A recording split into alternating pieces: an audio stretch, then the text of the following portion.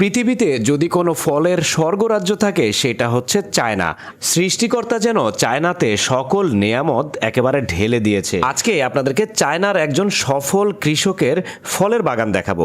প্রথমেই দেখেন এইটা হচ্ছে তার আতা ফলের বাগান। দেখেন মাথার উপরে কতগুলো আতা ফল ধরে আছে আর ঝুড়িতে অনেকগুলো পাকা পাকা আতা ফল নিয়ে এসেছে। এখন দেখেন একটা পাকা আতা ফল ভেঙে দেখাচ্ছে আপনাদেরকে, চমৎকার। তারপরে এইখানে দেখেন এইটা হচ্ছে 3 ফলের বাগান। এই 3 ফলটা অনেক বেশি নরম, সুস্বাদু আর পুষ্টিকর হয়ে থাকে। এই কৃষকের মোটামুটি সব ধরনের ফলেরই গাছ রয়েছে। ভিডিওটার শেষ পর্যন্ত দেখতে থাকুন, আশা করি আপনাদের অনেক ভালো লাগবে। আর প্রত্যেকটা ফলই একেবারে বাজারের বাছাই করা সবচেয়ে সেরা জাতের ফল চাষ করে থাকে সে। দেখেন 3 ফলের সাইজগুলো কত বড় বড়, বিশাল বড় এবং দেখতে খুবই লোভনীয়। তারপরে এই ফলটাকে দেখেন, এটার নাম হচ্ছে লোকাট। ছোট্ট একটা গাছের ভিতরে কি পরিমাণ রসালো ফল ধরে আছে আর দেখতে বেশ দারুণ লোভনীয়। এটাও একটা লোকাট গাছ, কিন্তু এটার সাইজটা ছোট এবং অল্প কিছু লোকাট ধরেছে, তার জন্য দেখেন এটাকে র্যাপিং করে রেখে দিয়েছে। এখন দেখেন এই গাছ পাকা রসালো ফলটাকে আমের মতো করে ছেলা হচ্ছে। এইটা অনেকটা আমাদের দেশীয় সবেদা জাতীয় ফলগুলোর মতোই ভিন্ন ধরনের একটা ফল। এইটা দেখেন, এটার নাম হচ্ছে পেপিনো মেলন।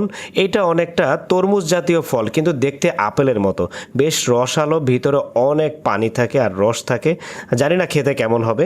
তারপরে এইটা দেখেন, একটা ছোট্ট ডালিম গাছে কি পরিমাণ ডালিম ধরে আছে, ভারে গাছটা দেখেন একেবারে নুয়ে গেছে।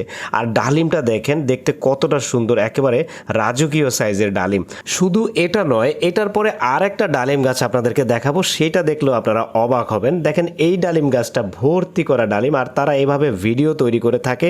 তার কারণ হলো বিভিন্ন ভিডিও তৈরি করার মাধ্যমে তারা সোশ্যাল মিডিয়াতে তাদের বাগানের এই লোভনীয় ফলগুলো কাস্টমারের কাছে বিক্রি করে থাকে এবং হোম ডেলিভারি দিয়ে থাকে বা পাইকারিও বিক্রি করে থাকে। ডালিমের পরে এখন আসি আপেলে। দেখেন কি পরিমাণ আপেল ধরেছে, আপেলের ভারে গাছটা একেবারে মাটিতে নুয়ে ছিল। আপেলটাকে দেখেন হাত দিয়ে ভেঙে দেখাচ্ছে কি পরিমাণ রসালো এই আপেলটা। এখানে দেখেন আপেলগুলোকে বাগান থেকে পেড়ে এনে স্তূপ করা হয়েছে, এগুলোকে দেশের ভিতরে এবং দেশের বাহিরে পাঠানো হবে।